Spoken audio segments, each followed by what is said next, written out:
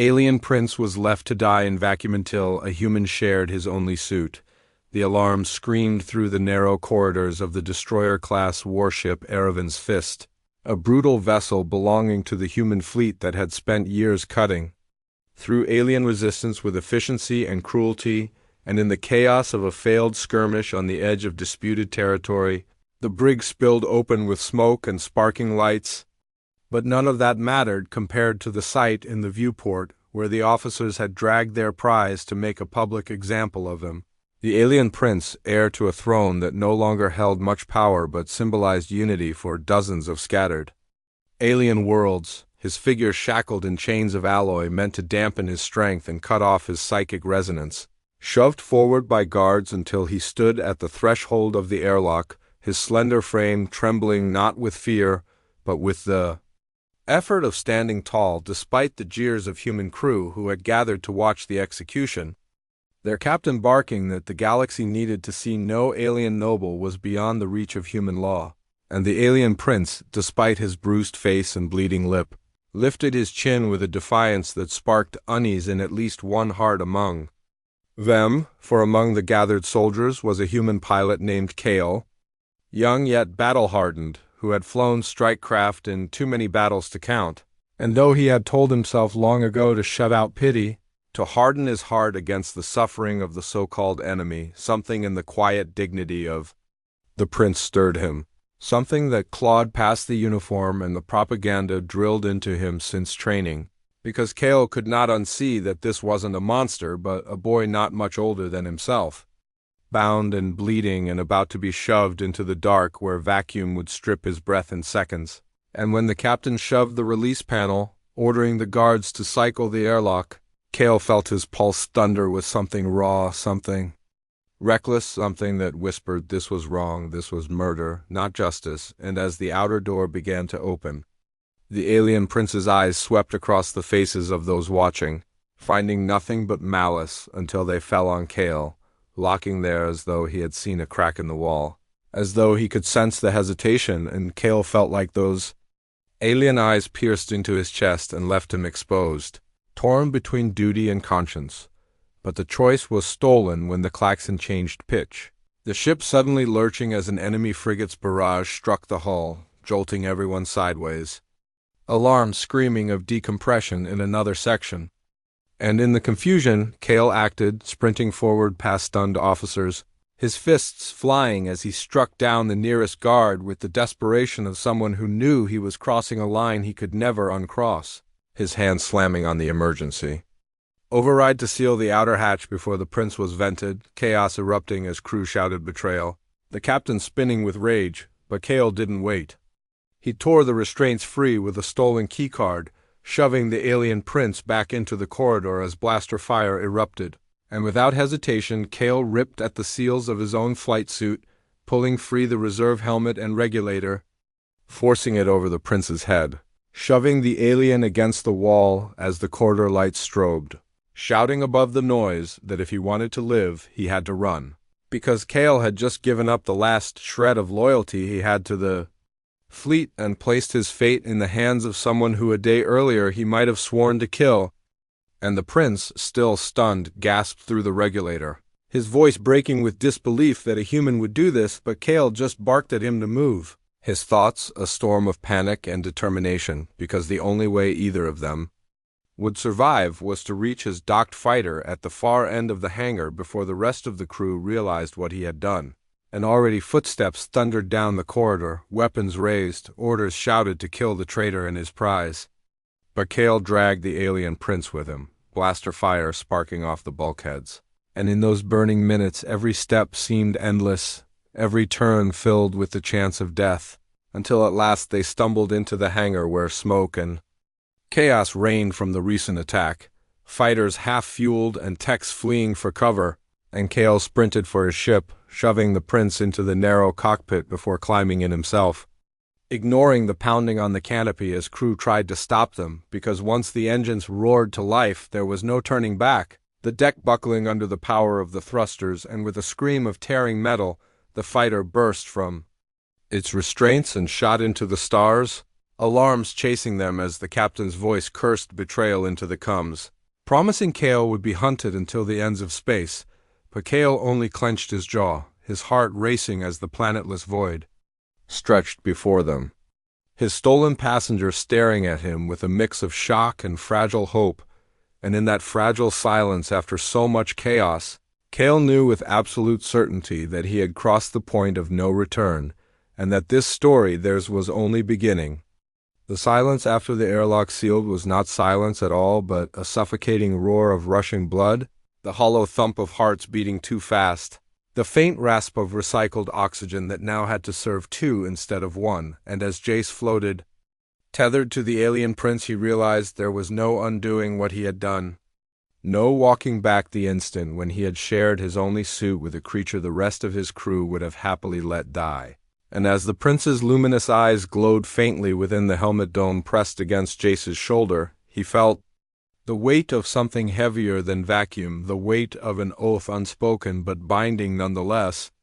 and Jace tightened the coupling of the air hose as the prince's breath came shallow and ragged, fighting to adapt to the human mixture of gases in the system, but slowly, agonizingly, the alien's lungs caught the rhythm, his chest rose steady, and his trembling eased, and Jace allowed himself the smallest sigh of relief, though the situation was still more hopeless than hopeful, for they were drifting outside a ship whose captain would blast them both to atoms if he discovered what Jace had done, and their tether to the hull was no guarantee of safety, only a fragile line to a hostile home. Jace murmured over the cum, his voice muffled by the helmet mic. "Hold steady. Don't fight the flow. Let it fill you slowly." And to his astonishment, the alien prince answered, not with words Jace could understand, but with a low melodic sound that seemed both thanks and endurance, the syllables curling like music that somehow pierced the thick static in the channel. And Jace blinked hard because in that sound there was dignity, a reminder that this being was no nameless prisoner, but royalty. Someone who had carried a world's hope until humans chained him like spoils of war, and now it fell to Jace, a forgotten pilot at the bottom of the ranks, to decide if that hope would be extinguished. Time passed differently in vacuum, each second stretching into forever, and though the readout said only 20 minutes had passed since he had cracked his own seals to share air, it felt like years, his muscles aching from clinging tight to the prince, his lungs aching from breathing thinner than designed, his mind aching from the thought of what awaited them once the tether pulled them back into reach of the bay doors. And yet through it all the prince did not let go, his hands, strange with jointed claws yet gentle, holding to Jace's arms as though he knew this frail alliance was the only barrier between existence and nothingness. When at last the emergency beacon Jace had triggered forced the secondary bay to open, they were reeled inside like debris, the chamber filling with light, klaxons screaming about contamination, suits breaching, improper biocontact, and Jace braced for the storm. But even he could not have prepared for the sight of Commander Reese waiting beyond the glass, his face carved in fury, his eyes burning with betrayal because he knew instantly what Jace had done and he did not forgive. The decontamination sequence dragged forever, sprays of neutralizing foam coating them both, sensors flashing angry red about alien pathogens mixing with human oxygen. But all Jace cared about was that the alien prince still breathed, still leaned into him weak but alive, and when the locks finally hissed open, Marines surged forward, weapons raised, orders shouted, and Jace was torn from the prince's side, thrown against the wall, helmet yanked away, as the alien prince staggered on trembling legs and was forced down under electrified cuffs, his faint cry echoing more like grief than fear, and Jace struggled, shouting that the prince would die if they separated him now, that the gas mix had already altered his system, that it would kill him to be ripped away, but his words were drowned by Ree's barked command, "Silence him." The blow across Jace's jaw snapped his vision white, and for a moment he thought he had lost, that his defiance ended here. But then through the blur he saw the prince's gaze fix on him, unwavering, steady, despite pain, and Jace understood that the bond was not broken, not yet, not even by violence. Dragged through the corridors, his wrists bound in restraint clamps, Jace was paraded before the crew as a traitor, his name spat in disgust, and though humiliation burned hotter than pain, He kept his eyes forward because shame did not matter. Only survival, and he had promised survival when he had shared that suit, whether he had spoken the words or not. They threw him into the brig, ironies not lost on him, as the very cells that had once held the alien prince now held him, and Reese came in person, leaning close through the barrier to say, "You've doomed yourself for nothing, pilot. Heal. Be executed before dawn and you'll watch. That's the price of treachery." And Jace stared back, teeth bloody, lips split, but he smiled, because the commander did not understand that something had already shifted beyond his control, that the human crew had seen a man risk everything for a prisoner, that some of them would whisper about it, question it, wonder why a pilot would sacrifice himself for an alien unless there was something worth saving. And doubt was the one contagion no quarantine could contain. Hours dragged in the brig, but Jace did not count them, instead replaying every moment of their desperate struggle outside, the look in the alien prince's eyes when the air filled his lungs, the music-like voice humming thanks, the grip of clawed hands clinging not as a prisoner but as a brother in survival, and Jace knew he could not allow the execution to happen, not while breath still moved in his chest. And though the brig walls were strong, though guards patrolled, though cameras watched, he was a pilot trained to find routes where none existed, and his heart had already charted the course he would break free, and he would save the prince again or die in the attempt. The alarms had long since gone silent, replaced by the deeper and more unsettling quiet of a ship broken past repair, a hollow grave drifting between stars, and the human floated tethered to the alien prince, their breaths shallow and ragged. Inside the cracked confines of a suit that had not been meant to bear two lives at once. And yet it had, for stubbornness had held, ingenuity had patched holes where none should have been, and sheer unwillingness to let go had kept them alive through storms of debris and the relentless pull of vacuum. And now, as they clung to a fractured panel that still glowed faintly with power, the human felt the ache in his lungs, the dull pounding in his skull, and knew that his body was being stretched past its limits, that no training or discipline could overcome biology forever. And yet, when he looked through the mist of his visor at the alien prince, pale and trembling but still alive, still gripping his arm as though the connection itself kept him tethered to life, he found another reserve of strength and willed himself. Not to give in, not now, not when survival had been dragged so far.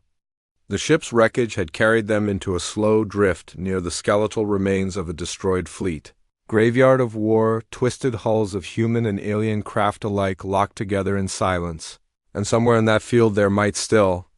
be something salvageable, an emergency beacon, a working pod, a miracle they had no right to hope for yet could not abandon. So with trembling fingers the human adjusted the thruster on the scrap panel, nudging them towards a shattered cruiser that once bore the insignia of the alien prince's dynasty, its hull torn open like a wound, corridors exposed to the void, but within its broken belly still the faintest flicker of energy, like a dying heartbeat waiting to be rekindled. They slipped inside, careful, cautious, boots scraping against jagged metal, air tanks nearly drained, every breath a count, and when they reached what might have once been a command deck, the alien prince stopped, eyes wide with the pain of memory, for here lay the skeletons of his people, frozen in place, expressions of terror preserved forever in the frost of vacuum, and he reached out a shaking hand to brush the insignia on a fallen guard's armor, whispering words in his own tongue that the human did not understand yet felt in his chest, grief heavy and raw, and for a moment the human wanted to turn away, to give the alien prince the privacy of mourning, but the prince gripped his wrist again, needing the anchor, needing not to be left alone even in remembrance. And together they pressed on until they found what they sought, a pod, cracked but whole enough to dream on, and inside, an emergency beacon blinking a faint rhythm like a dying star refusing extinction. The human wasted no time, forcing frozen levers, sparking old systems to life with desperate blows of his fist, while the alien prince sat slumped, lips blue, hands trembling too much to help, until at last the beacon's red light steadied, and sent its scream into the void, a cry across the gulf of stars that said, "We are here, we are not gone, we are waiting," and then they could only cling to hope, knowing it might be hours or days before anyone answered, knowing that time itself was now the true enemy. Hours bled together, the humans sharing sips of recycled air, leaning against the alien prince so that they could warm one another, fighting the hallucinations that came with deprivation, and in those drifting hours they spoke not of war, not of politics, but of small things, of the alien prince's childhood on a world where the skies shimmered green with aurora, where oceans sang when the wind moved across them, of the humans' memories of Earth, of rain striking tin roofs, of soil beneath fingernails, of a mother's voice calling a name at dusk. And in the exchange of these quiet truths, they found something that war had not given them permission to feel, a bond more enduring than treaty or blood, and perhaps more dangerous too. When rescue came, it was not human nor alien, but a neutral vessel answering a broken distress code, its crew wary at first to see enemies bound together in one suit. But when they saw the human half-collapsed, yet refusing to release his grip on the alien prince, and the prince, despite weakness, still clinging fiercely to the human, they did not pry them apart, but lifted them together, set them gently in the medbay side by side, and for the first time in days they breathed clean air, let their bodies sink into real safety, though neither released the other's hand. In the days that followed, when officials came, when commanders demanded explanations, when politicians from both species saw in their survival either scandal or opportunity, the human said nothing. The alien prince said less, and both refused to speak of what had passed in the void, for it belonged to them alone, not to governments nor war rooms. But there was no stopping what their survival represented. A story that spread like wildfire across human colonies and alien worlds alike, that in the blackness where only death had been meant to wait, an alien prince had been left to die, and a human had chosen to give up half his own breath, his only chance at survival, to share his suit and keep another alive. And though the war still burned, though fleets still clashed, the story cut through with the power of something undeniable, that perhaps survival was not a matter of species, but of choice, of loyalty, of seeing another being's life as worthy of saving even at the cost of one's own. In time, when both recovered, they met again, not in secret but in open defiance of the factions that wanted them enemies. And when asked why, the human only said, "Because I could not let him die." And the alien prince, regal again though scarred, spoke simply, "Because he chose me when no one else did." And in those words lay the seed of something greater than both of them, greater than war itself, a reminder to all who listened that in the endless dark between stars, the only light worth following was the one that burned when two lives, alien and human, refused to let go of each other.